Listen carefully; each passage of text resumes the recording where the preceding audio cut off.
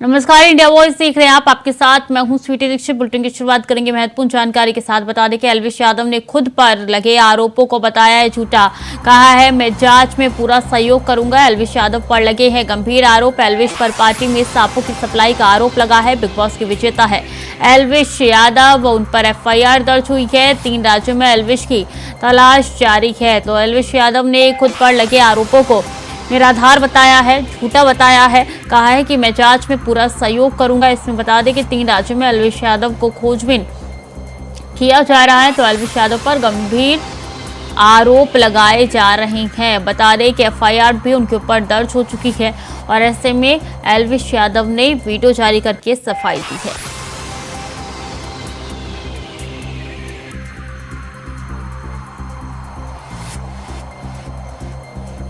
तो big boss के विजेता है एल्विश यादव, जिनके ऊपर FIR दर्ज की गई है।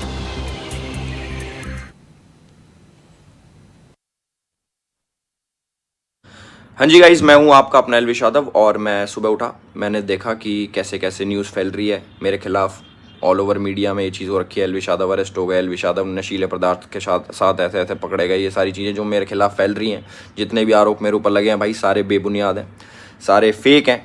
1% भी इनमें सच्चाई नहीं है। मैं पूरा सहयोग करने के लिए तैयार हूँ यूपी पुलिस के साथ, और मैं रिक्वेस्ट करूँगा यूपी पुलिस को, पूरे प्रशासन को, माननीय मुख्यमंत्री जी योगी आदित्यनाथ जी को, कि मेरी 1% भी 0.1% भी अगर इस चीज़ में इन्वॉल्वमेंट मिल जाती है, मैं सारी जिम्मेदारी लेने को तैयार हूँ। और मीडिया से रिक्वेस्ट है, कृपा करके जब तक आपके पास ठोस सबूत ना हो जाए एल्विश यादव अरेस्टेड, जो सारी चीज़ें आप लिख रहे हो, प्लीज़ मेरा नाम ख़राब ना करें। और ये जितने भी इल्ज़ाम लगे हैं, इनसे मेरा कोई लेना देना नहीं है, दूर दूर तक, 100 मील तक मेरा कोई लेना देना नहीं। अगर ये प्रूव होते हैं तो मैं उसकी जिम्मेदारी लेने के लिए तैयार हूँ। वहीं बीजेपी सांसद और PFA की फाउंडर मेनका गांधी ने एल्विश यादव के मामले पर क्या कुछ कहा, आइए आपको सुनाते हैं। जी, PFA ने ट्रैप लगा करके उनको, उनके लोगों को पकड़ा है। ये जो बंदा है, इसके ऊपर हमारी नज़र बहुत दिनों से है, क्योंकि ये जो अपने फिल्में खींचता है, फोटो खींचता है और लगाता है YouTube पर, उसमें वो सांप अक्सर पहनता है। तो फिर ये सारे के सारे सांप इंडेंजर्ड स्पीशीज हैं, पाइथन्स हैं, कोबराज हैं, और इनको लेने के लिए, इस्तेमाल करने के लिए 7 साल की सजा है, संगीन जुर्म माना जाता है, शेड्यूल 1 एनिमल है। फिर उसके बाद पता चला कि ये बेचता है इनका वेनम। तो ये ट्रैप के लिए हमने उन्हीं को ही फ़ोन करके कहा कि हम पार्टी कर रहे हैं, आप अपने लोगों को भेजिए। पहले उसने लोगों को भेजा देखने के लिए कि ये ट्रैप है या क्या है, लेकिन उसको लगा कि सब कुछ सही है, तो 5 लोगों को भेजा स्नेक वेनम के साथ और सांपों के साथ, और ये सप्लाई करता है गुड़गांव में और नोएडा में। तो ऐसे है कि क्या होता है कि लोगों की असलियत बाद में पता चलता है। हम लोग हमेशा बेनिफिट ऑफ द डाउट देते हैं कि होगा कोई शरीफ इंसान, बाद में पता चलता है कि TRP बढ़ाने के लिए कुछ लोग कुछ भी कर सकते हैं, और एक दफ़ा थोड़ी सी चस्का लग गई मशहूरता की, तो फिर वहाँ हेडलाइन में रहने के लिए कुछ भी करने के लिए तैयार। अगर आप देश की राजधानी दिल्ली में रहते हैं तो सावधान हो जाइए, वरना आपकी जान पर बना सकती है। दरअसल दिल्ली की आबोहवा जहरीली हो गई है। आलम यह है कि कई इलाकों में AQI 800 के पार पहुंच चुका है, जिस कारण दिल्ली में 5वीं कक्षा तक के स्कूल बंद हो चुके हैं। ये रिपोर्ट देखिए। सावधान सावधान सावधान, दिल्ली NCR में अगर आप रहते हैं तो सावधान हो जाइए, क्योंकि दिल्ली की आबोहवा अब प्राणवायु नहीं बल्कि जहर में तब्दील हो चुकी है। ये हवा अब लोगों की जिंदगी देने का नहीं बल्कि जान लेने के लिए उतारू हो गई है। दरअसल राजधानी दिल्ली और NCR में दीपावली से पहले ही धुआं हो रखा है। राष्ट्रीय राजधानी दिल्ली और उससे सटे दूसरे राज्यों के शहरों में प्रदूषण गंभीर होता जा रहा है, जिसके चलते लोगों को सांस लेना दुर्लभ हो गया है। कर रहे हैं, गले में खरगच हो रही है, सांस लेने में थोड़ी दिक्कत सी है, और ऐसा मौसम तो है ही, ये तो पॉल्यूशन तो है ही रहा है। जी, अभी जैसे मास्क लगा के आप थोड़ा बहुत तो फील कर पा रहे होंगे ठीक ठाक? हाँ ठीक है, जो धूल मट्टी से उससे तो बच ही रहे हैं। जी, थोड़ा आने वाले दिनों में सिचुएशन और ज़्यादा खराब हो सकती है, तो क्या कहना चाहेंगे इस पर आप? कुछ तो करना चाहिए इसके लिए, ऐसे तो आदमी परेशानी हो जाएगा। जो सांस की है, वैसे चलो हम तो सोचते हैं, वैसे जिनको बीमारी है वो तो फिर कैसे सांस ले पाएगा वो। अब आंखों में तो अभी इतनी जलन नहीं है, लेकिन हाँ ये सांस लेने में थोड़ी प्रॉब्लम होती है। आंखों में मतलब आगे ऐसे धुआं सा आ जाता है सुबह सुबह, तो इसलिए अब बच्चे को है कि भाई हो जाए ऑनलाइन क्लासेस, बच्चे बीमार ना पड़े तो ये अच्छा रहेगा। हालात ये है कि नोएडा, ग्रेटर नोएडा, गाजियाबाद, फरीदाबाद और गुरुग्राम से लेकर पूरे दिल्ली एनसीआर में हर तरफ स्मोक ही स्मोक नजर आ रहा है। वायु प्रदूषण का आलम ये हो चुका है कि हेल्थ एक्सपर्ट लोगों को सुबह टहलने से भी मना कर रही है। Try to avoid going to the roads in the early morning and the late evening, because that time pollution level is very high. Even if you have to go to to a park or for some exercise, don't be aggressive. Don't induce high respiratory rate, because that will impact the pollution much more severely than a normal patient. And at the most you can wear N95 mask. See, it's all responsibility to prevent the pollution by not having prali and so on. So means at least we can take some of the measures so that we don't contribute as a person to this pollution. हम साल के उस वक्त पे आ गए हैं जहाँ पे पॉल्यूशन फिर से बढ़ने लगा है। पॉल्यूशन का लेवल बहुत ही ज्यादा खराब हो चुका है। ऑलरेडी हम देख रहे हैं कि हमारे पास सांस की दिक्कत के मरीज ज्यादा आने लगे हैं। ज्यादा लोगों को खांसी, नजला, जुकाम, आंखों में पानी आना, आंखों में खुजली होना के सिम्टम्स, इसके साथ सांस में दिक्कत काफी बढ़ गई है। ये सिर्फ जिनको सांस की पहले से बीमारियां उनमें नहीं, बाकी नॉर्मल जनता में देखा जा रहा है और हर एज के लोग इससे प्रभावित हैं। बच्चे और बड़ी एज के लोग ज्यादा इससे इफेक्ट होते हैं। तो इस टाइम अब टाइम आ गया है कि हम मास्क का रेगुलर यूज करें, जरूरत पड़ने पे ही बाहर निकलें और सुबह के वक्त जब फॉग ज्यादा है तो उस टाइम पे हम घर से बाहर ना निकलें। ये कुछ वक्त क्रूशियल होने वाला है, हमें अपनी सेहत का ध्यान रखना चाहिए, डाइट अच्छी रखनी चाहिए जिससे हम अपने आप को सेफ रख सकें। दिल्ली में जहरीली आबोहवा के कारण कई इलाके में AQI 800 के पार पहुंच गया है। दिल्ली में 3 साल बाद अक्टूबर में हवा की क्वालिटी सबसे खराब दर्ज की गई है। सफार इंडिया की रिपोर्ट के मुताबिक अक्टूबर के आखिरी दिन राजधानी का एयर क्वालिटी इंडेक्स यानी कि AQI 327 दर्ज किया गया है। सेंट्रल पॉल्यूशन कंट्रोल बोर्ड के डेटा के मुताबिक अक्टूबर 2020 में दिल्ली का औसतन AQI 257 दर्ज किया गया था। इसके अलावा अक्टूबर 2021 में AQI 173 और अक्टूबर 2022 में 210 AQI दर्ज किया गया था। वहीं राजधानी में बढ़ते एयर पॉल्यूशन को कंट्रोल करने के लिए ग्रेडेड एक्शन रिस्पांस सिस्टम यानी कि ग्रैप का तीसरा चरण लागू कर दिया गया है। इसके तहत सभी गैर जरूरी निर्माण और तोड़फोड़ के कामों पर रोक लगा दी गई है। BS3 पेट्रोल और BS6 डीजल वाहनों की दिल्ली में एंट्री बैन कर दी गई है। वहीं अब नगर पालिका की तरफ से पानी का छिड़काव भी किया जा रहा है जिससे पॉल्यूशन को कंट्रोल किया जा सके। बहरहाल दिल्ली के हालात खराब होने के बाद सरकार एक्शन मोड में आ गई है और जरूरी कदम शासन प्रशासन की तरफ से उठाए जा रहे हैं। लेकिन अब देखने वाली बात ये होगी कि क्या इससे एयर पॉल्यूशन पर कोई असर पड़ता है या नहीं। Bureau report, India voice. वक्त चला छोटे से ब्रेक का, चल लौट रहे हैं। ब्रेक के बाद एक बार फिर से स्वागत है आपका। खबरों में आगे बढ़ेंगे। दिल्ली के कॉन्स्टिट्यूशनल क्लब में एकता में है विश्व शांति कार्यक्रम हुआ। ये अंतर्राष्ट्रीय सम्मेलन city Montessori school CMS Lucknow के द्वारा आयोजित किया गया, जहां विश्व के मुख्य न्यायाधीश इस अंतर्राष्ट्रीय सम्मेलन में शामिल हुए। इस कार्यक्रम को संबोधित करते हुए मॉरिशस के उपराष्ट्रपति मेरी सीरियल जॉन ने कहा है कि युद्ध आतंकवाद से त्रस्त बस्तियों में विश्व एकता में ही शांति का संदेश देना चाहिए। विजय सॉन्ग जॉन कॉन्स्टिट्यूशन क्लब में आयोजित अंतर्राष्ट्रीय मुख्य न्यायाधीश सम्मेलन के प्रथम सत्र भी में बोल रहे थे कि 7 नवंबर को लखनऊ में सेमेस कानपुर रोड के ऑडिटोरियम में सम्मान कार्यक्रम होगा। सिटी मॉन्टेसरी स्कूल के जनसंपर्क अधिकारी ने बताया कि 61 देश के अलग अलग 250 मुख्य न्यायाधीशों से राष्ट्रपिता महात्मा गांधी की समाधि राजघाट पर श्रद्धा सुमन अर्पित किए। कार्यक्रम को डॉक्टर जगदीश गांधी ने भी संबोधित किया।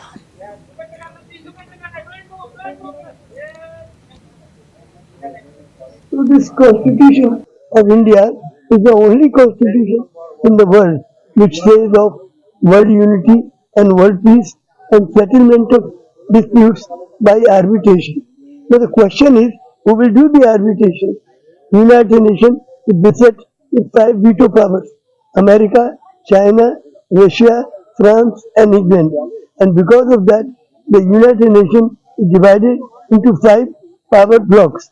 And because of the power blocks, no decision has ever been taken by the United Nations since its inception. So no decision has been taken which is unanimous.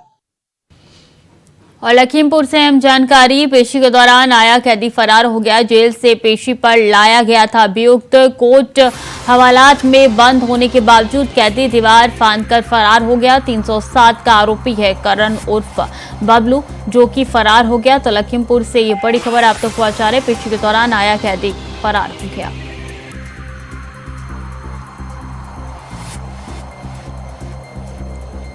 Jail से पेशी पर लाया गया था अभियुक्त। तो बता दें कि दीवार कूटकर फरार हुआ है कैदी और कोर्ट हवालात में बंद होने के बावजूद भी ये कदम उठाया गया है। दीवार फांदकर फरार हुआ है 307 का आरोपी बबलू।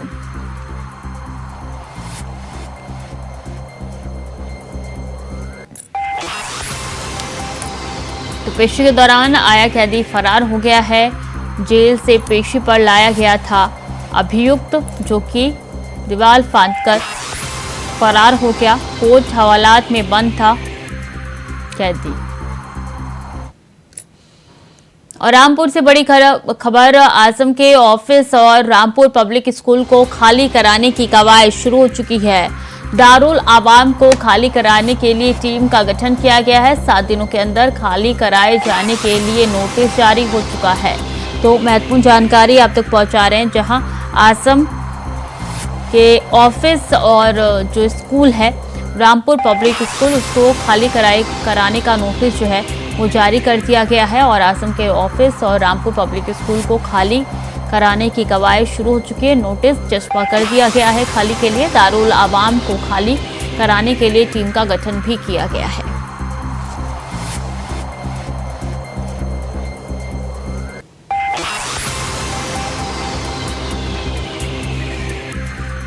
तो 7 दिनों का अल्टीमेटम दिया गया है। 7 दिनों के अंदर इसको खाली करना है रामपुर पब्लिक स्कूल को, और दारुल आवाम को खाली कराने का नोटिस जारी कर दिया गया। इसके लिए टीम भी बनाई गई है।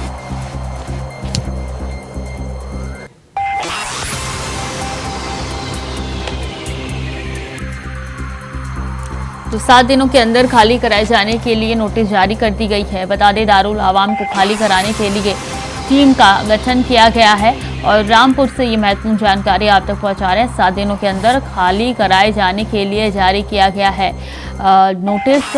और आजम खान के ऑफिस और रामपुर पब्लिक स्कूल को खाली कराने के लिए नोटिस जारी किया गया है। सुरेश दिवाकर ज्यादा जानकारी के साथ जुड़ चुके हैं। सुरेश, 7 दिनों का अल्टीमेटम दिया गया है, नोटिस चस्पा। बिल्कुल, देखिए जिस तरह से आजम खान की मुश्किलें दिन प्रतिदिन बढ़ती चली जा रही है, और अब आजम खान ने जो जौहर यूनिवर्सिटी के नाम सभा शासन काल में जो रामपुर पब्लिक स्कूल की जमीन थी, वो सालाना प्रतिवर्ष 100 रुपए के हिसाब से 30 वर्षों के लिए लीज पर ली गई थी। जिसके बाद आजम खान ने उनमें जो शर्तें रखी गई थी लीज की, उन शर्तों का उल्लंघन करते हुए भाजपा नेता आकाश सक्सेना ने इसकी शिकायत की, जिसके बाद जांच पड़ताल हुई। जांच पड़ताल के बाद में अब आजम खान पे जो शिकंजा था वो पूरी तरह से कट चुका है, क्योंकि आजम खान इन दिनों अपने बेटे और अपनी पत्नी के साथ सीतापुर की जेल में बंद तो है, लेकिन अब आजम खान का जो रामपुर पब्लिक स्कूल जो लीज पर लिया गया था आजम खान के द्वारा, उस रामपुर पब्लिक स्कूल को खाली कराने के लिए प्रशासन के द्वारा ये समझ लीजिए अब 7 दिन का समय दिया गया है, नोटिस चस्पा किया गया है। उसी जो जगह रामपुर पब्लिक स्कूल है उसी जगह में आजम खान का जो सपा का कार्यालय है वो भी चल रहा है, उसको भी खाली कराने की कवायद 7 दिन के अंदर दी गई है और उसमें हिदायत दी गई है कि अगर किसी भी सामान उमान के साथ छेड़खानी की जाती है तो इसका जिम्मेदार जौहर ट्रस्ट का जो संचालक है वो होंगे। तो अब 7 दिन का समय आजम खान को दिया गया है और आजम खान 7 दिन में अगर खाली नहीं करते हैं रामपुर पब्लिक स्कूल को और जो सपा का कार्यालय है उस पर, उसके बाद जो रामपुर प्रशासन है वो मुझे लगता है अपना कब्जा लेगा। तो आप समझ सकते हैं उत्तर प्रदेश सरकार में इस समय जो आजम खान है, आजम खान की मुश्किलें भाजपा सरकार में बड़ी चल रही है। आजम खान सीतापुर की सलाखों के अंदर है, उनका बेटा हरदोई के अंदर है अब्दुल्ला आजम, और ताजीन फातिमा जो आजम खान की पत्नी है वो रामपुर की जेल में बंद है। तो मुझे लगता है कि 7 दिन के अंदर अगर आजम खान के द्वारा ये रामपुर पब्लिक स्कूल को खाली नहीं कराया जाता है तो रामपुर प्रशासन उस पर अब कब्जा लेगा अपना। टीम जो गठन किया गया है उसमें किस किस का नाम निकल के शामिल आ रहा है, कौन कौन से एक्सपर्ट्स है? देखिए, जिलाधिकारी के द्वारा ये टीम का गठन किया गया है जिसमें मुख्य विकास अधिकारी किशोर कलाल जी हैं और एसडीएम सदर हैं और जो माध्यमिक शिक्षा के डीआईओएस हैं उन्हें शामिल किया गया है। डीआईओएस ने कल रात ये आजम खान के रामपुर पब्लिक स्कूल पर जो नोटिस था वो चस्पा किया गया है, जिससे 7 दिन का साफ तौर पर आजम खान को समय दिया गया है। 7 दिन के अंदर आजम खान अगर इसको खाली करते हैं तब तो ठीक है, अदरवाइज जो प्रशासन है वो उस पर अपना कब्जा लेगा। ठीक है, बहुत बहुत शुक्रिया आपका तमाम जानकारियों के लिए सुरेश।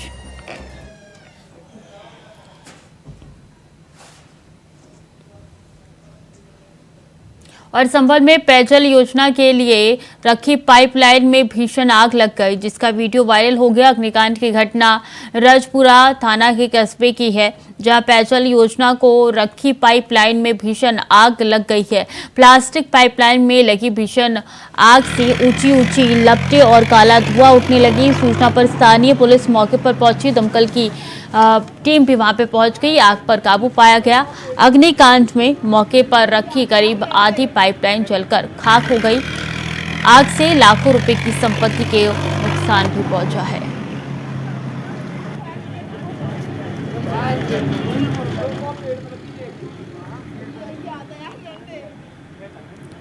तो पाइपलाइन में आग लगी है, तस्वीरें आपको दिखा रहे हैं। अग्निकांड की घटना रजपुरा थाना के कस्बे की है, जहां पेयजल योजना को रखी पाइपलाइन में भीषण आग लगी है। प्लास्टिक पाइपलाइन में लगी है भीषण आग और ऊंची ऊंची लपटें जो है वो उठती हुई नजर आ रही है, काला धुआं उठने लगा है।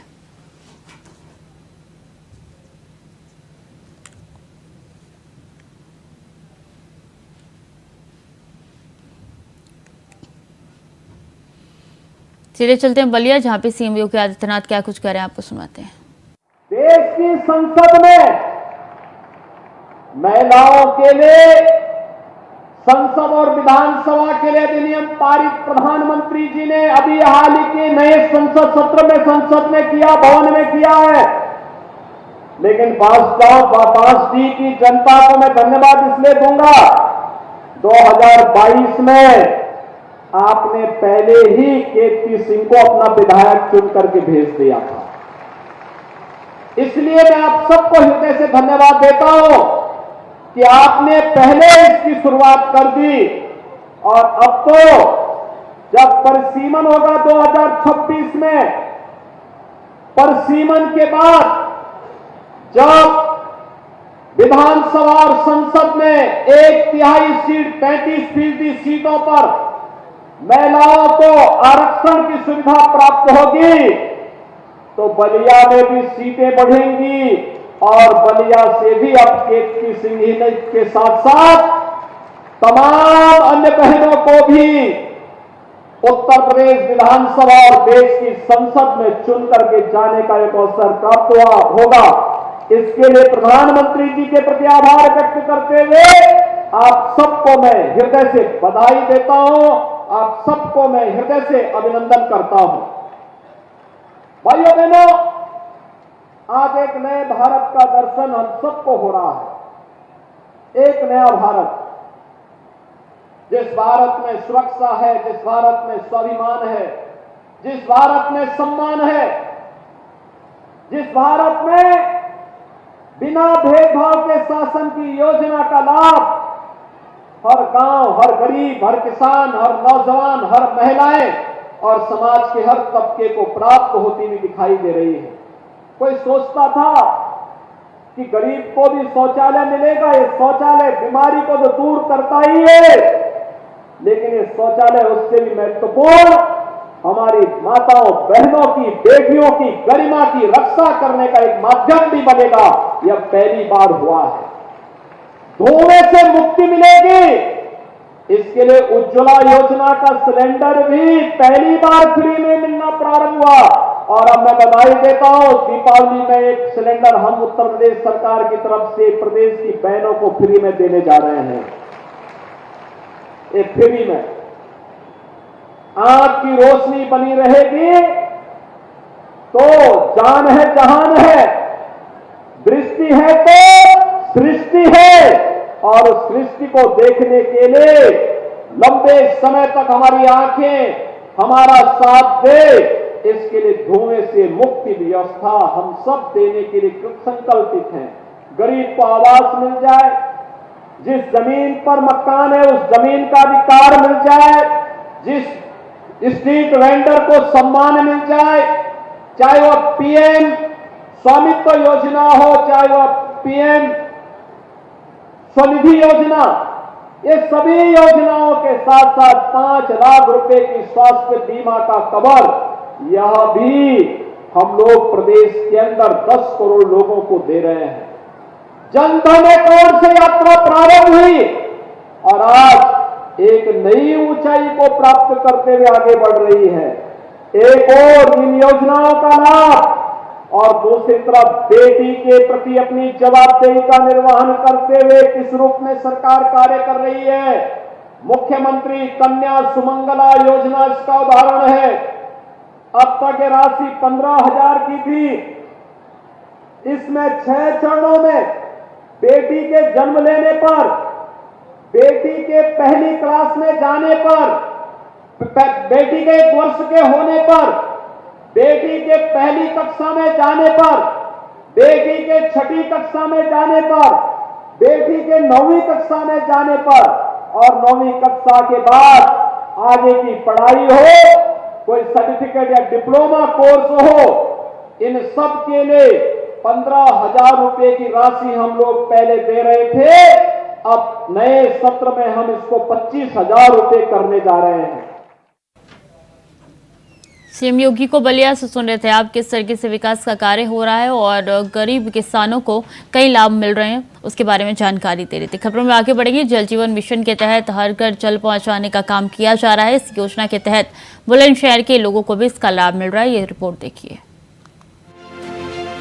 उत्तर प्रदेश सरकार के द्वारा हर घर जल योजना के तहत घर घर में पेयजल की व्यवस्था की जा रही है। वहीं उत्तर प्रदेश के बुलंदशहर में भी गांव-गांव में भी सरकार द्वारा शुद्ध पेयजल की व्यवस्था करवाई जा रही है। गांव में टंकी लगवाकर लोगों को पेयजल का लाभ दिया जा रहा है। बुलंदशहर के नथेला हसनपुर गांव की बात करें तो ग्रामीणों के लिए सरकार द्वारा पेयजल की व्यवस्था कराई जा रही है। गांव में टंकी लगवाकर घर घर कनेक्शन करवा दिया गया है। वहीं नगर के चांदपुर इलाके में घर घर पेयजल योजना के तहत टंकी लगवाई गई है, जिससे स्थानीय लोगों को काफी लाभ मिल रहा है। सरकार की जो योजना है मेरे हिसाब से तो सभी के हिसाब से सही है और पानी जो आता है स्वच्छ आता है, अच्छा क्लियर आता है, पीने लायक भी पानी है। सरकार की योजना मेरे हिसाब से अच्छी है। हम बहुत परेशान थे, अब सही है, नहाना धोना सब कर रहे हैं। टंकी से टंकी लग गई है? लग गई है टंकी। आप सब खुश हैं? आप खुश हैं? हाँ, पानी सही आ रहा है टंकी में। नल से ही करे भैया, क्या करते, नल दोबारा ही करे।